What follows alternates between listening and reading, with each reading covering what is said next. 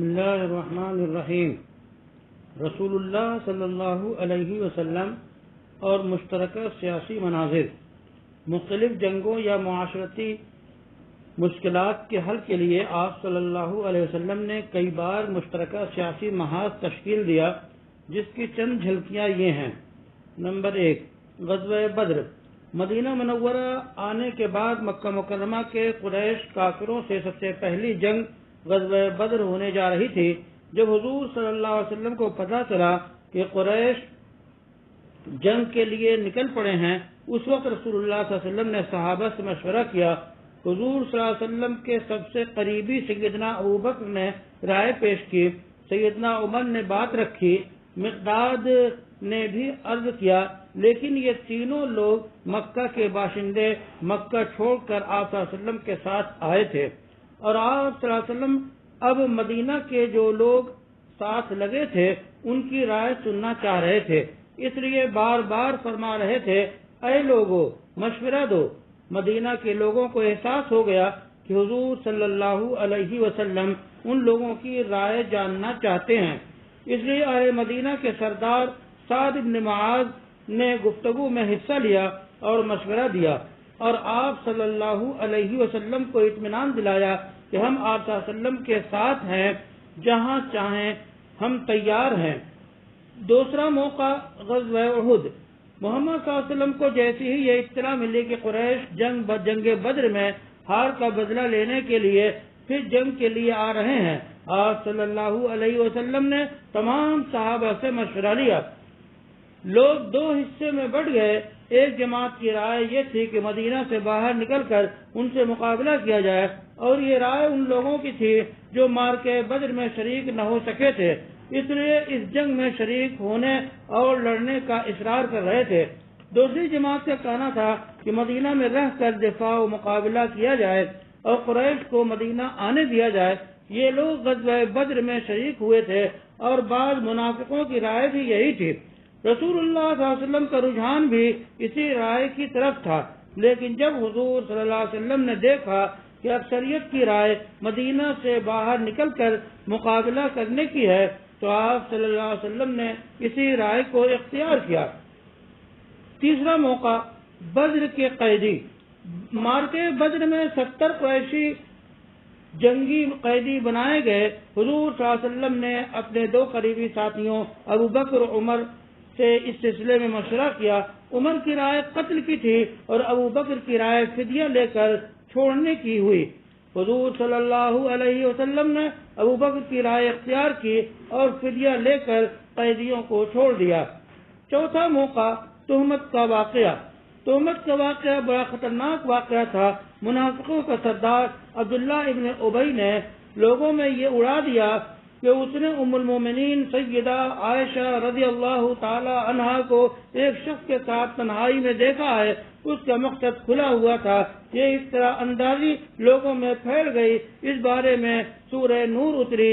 اللہ نے فرمایا، ان الذين جاءوا بالافك عصبة منكم لا تحسبوه شرا لكم بل هو خير لكم لكل امرئ منهم ما اكتسب من الاثم والذي تولى كبره منهم له عذاب عظيم۔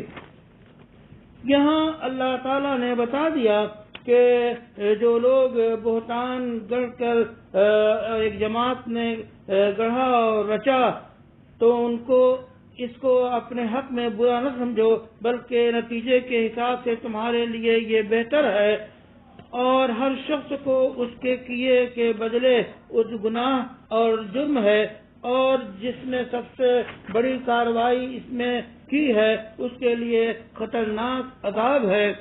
رسول اللہ صلی اللہ علیہ وسلم پر یہ گھڑیاں بڑی سخت گزر رہی تھیں، اس لیے آپ صلی اللہ علیہ وسلم نے لوگوں کو مسجدوں میں جمع کیا اور خطاب فرمایا، اور آپ صلی اللہ علیہ وسلم کی اہلیہ محترمہ کے بارے میں جو بات کہی گئی اس کے بارے میں مشورہ طلب فرما رہے تھے۔ گو سب سے رائے لے رہے تھے۔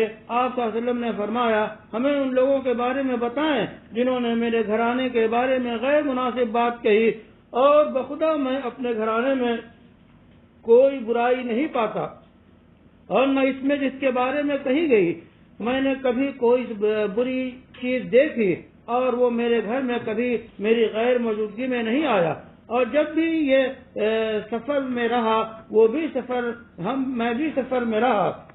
اوس و خزرج کے درمیان مسجد میں اختلاف ہوا، ہر ایک دوسرے پر الزام تراشی کر رہا ہے اور قتل کی دھمکی دے رہا ہے۔ جب آپ صلی اللہ علیہ وسلم نے دیکھا کہ دونوں کے درمیان جھگڑا زیادہ ہو رہا ہے تو آپ ان کے بیچ تشریف لے گئے، پھر سب کو خاموش کیا اور چلے آئے۔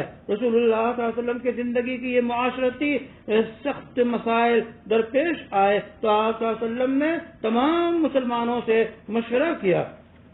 خاص مشورہ، بعض مشورے صرف ماہرین سے رسول اللہ صلی اللہ علیہ وسلم فرماتے، عام لوگوں سے نہیں، یا اگر کسی معاملہ میں فوری کارروائی کی ضرورت ہوتی تو خصوصی مشورہ فرماتے۔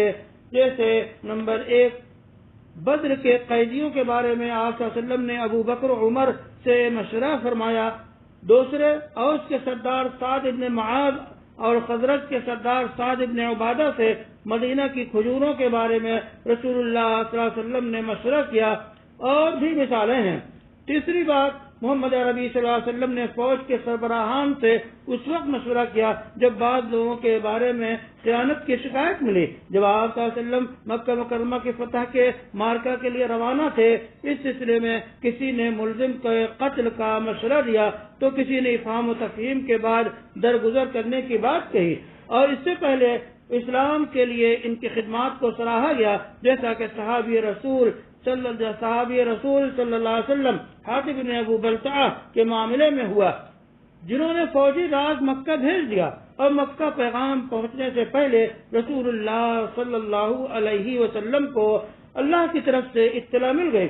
سب کی رائے سننے کے بعد رسول اللہ صلی اللہ علیہ وسلم کی رائے گرامی آئی کہ معاف کر دیا جائے، ان کی سابقہ خدمات کو نظر انداز نہیں کیا گیا، اور آئندہ ایسی غلطی سے بچنے کی ہدایت دی گئی۔